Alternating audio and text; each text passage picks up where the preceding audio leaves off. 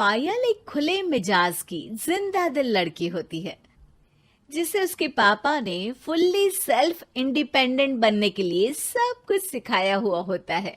एक शाम पायल अपनी बाइक पर सीटी बजाते हुए कॉलेज से घर वापस पहुंचती है, जिसे देखते ही उसकी मम्मी गुस्से में पूरा घर सिर पर उठा लेती है। आ गई महारानी, बहुत बोलते थे मैं अपनी बेटी को सब कुछ सिखाकर दुनिया में मजबूती से खड़े रहना सिखाऊंगा, साथ में बेटी को लफंडर बनना भी सिखा दिया, ये नहीं बताया। क्या हुआ? आज ये कुकर इतनी सीटियां क्यों मार रहा है? सीटी? सारी फसाद की जड़ तेरी वो बाइक और सीटी है, उन्हीं से लड़के छेड़ती है ना तू। हाँ, ये तो गलत है, मुझे बताए बिना ही लड़का छेड़ दिया। हाय तौबा, ये कैसा पति और बेटी मिले हैं मुझे। अरे मम्मी यार, तुम ओवर एक्टिंग बंद करो, और मैंने कोई लड़का नहीं छेड़ा पापा। शिट यार। अच्छा मम्मी, आप पहले मुझे ये बताओ कि आपको ये सब बेकार बातें बताता कौन है? अच्छा, तूने कोई लड़का नहीं छेड़ा? अरे वही शर्मा आंटी, वही बताती रहती है, पर उसकी खबर तो मैं खुद ले लूंगी। अच्छा मेरी प्यारी बेटी, थक गई होगी ना, जाकर आराम कर बेटा। अचानक मम्मी को गर्म से नरम होते देख के पायल और उसके पापा कंफ्यूजन में एक दूसरे को देखने लगते हैं। आंखों से कुछ इशारे होते हैं और पायल वहां से चुपचाप चली जाती है। जिसके बाद रात को घर में सबके सोने के बाद दोनों पापा बेटी छत पर मिलते हैं। क्या खबर लाए हो? अरे तुम्हारी मम्मी तो हमसे भी तेज निकली, कोई खबर नहीं मिली। क्या यार पापा, पता नहीं अब मेरी मदर इंडिया कौन सा बम फोड़ेंगी। इसी के साथ दोनों अपने कमरे में वापस जाकर सो जाते हैं। अगली सुबह पायल जैसे ही कॉलेज जाने के लिए तैयार होकर कमरे से बाहर निकलती है तो उसकी मम्मी उसे लड़के वालों के सामने ले जाकर खड़ा कर देती है।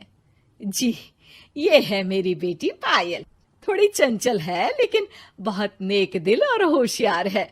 देखते ही देखते कुछ घंटों में पायल और शुभम का रिश्ता पक्का हो जाता है, जिसके कुछ दिनों बाद पायल शादी कर अपने ससुराल पहुंच जाती है।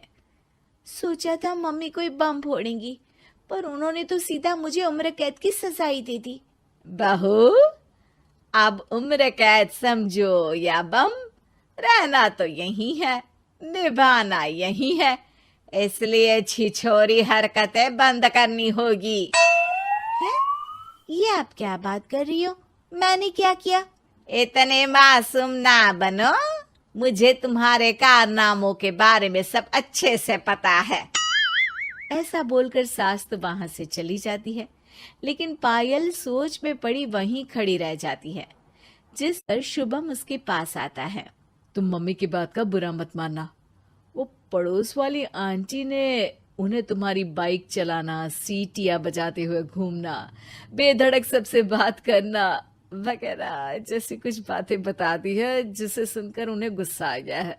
पर फिक्र मत करना, धीरे धीरे साथ रहने से वो भी ठीक हो जाएंगी। Thanks for your concern, but I don't care. Payal सीधा अपने कमरे में चली जाती है। अगली सुबह कॉलेज जाने के लिए तैयार हो सीटी बजाते हुए कमरे से बाहर निकलती है, जिसे देख सास गुस्से से तिलमिला उठती है। महारानी, शादी के अगले ही दिन ये हीरोइन बनकर कहाँ चल पड़ी? और ये लफंगों की तरह सीटियां बजाना बंद करो। ये हमारा घर है, कोई सड़क नहीं जहाँ तुम आवारागर्दी करती घूमो। मम्मी जी, सीटी बजाने और कंफर्टेबल कपड़े पहनने से लोग कब से आवारा बनने लगे?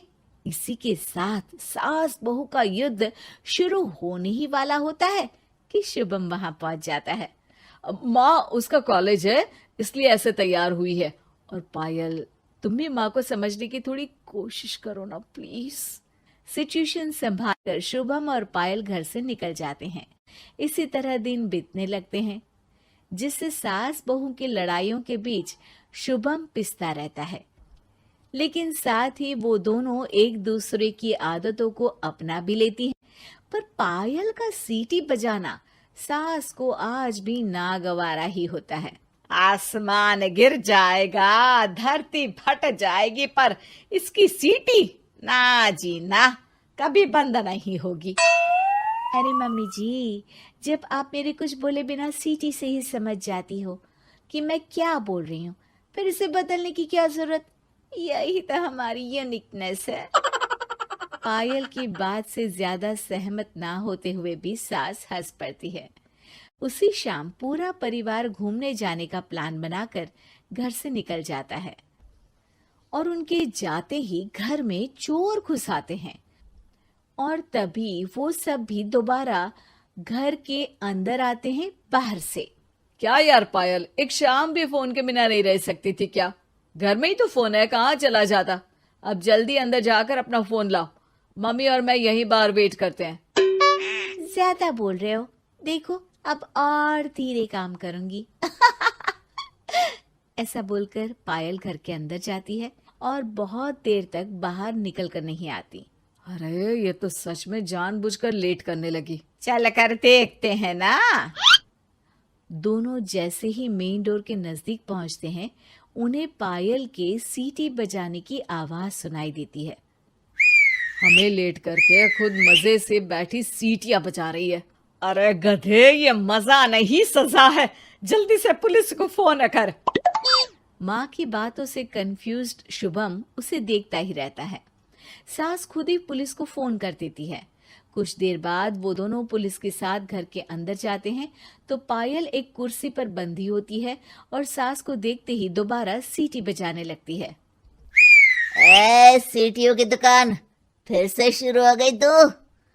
और क्या इन सबको कह रही है कि चोरा है चोरा है?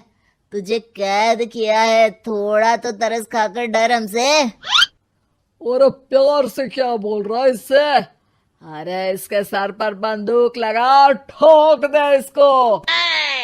अरे चल झूठे, तेरे पास तो हथियार है ही नहीं। सास की बात सुन वहां मौजूद सारे इंसान हैरान रह जाते हैं और पुलिस तुरंत उन चोरों को अरेस्ट कर लेती है। आपको कैसे पता कि इनके पास हथियार नहीं है? अरे सीटी नहीं तो बताया।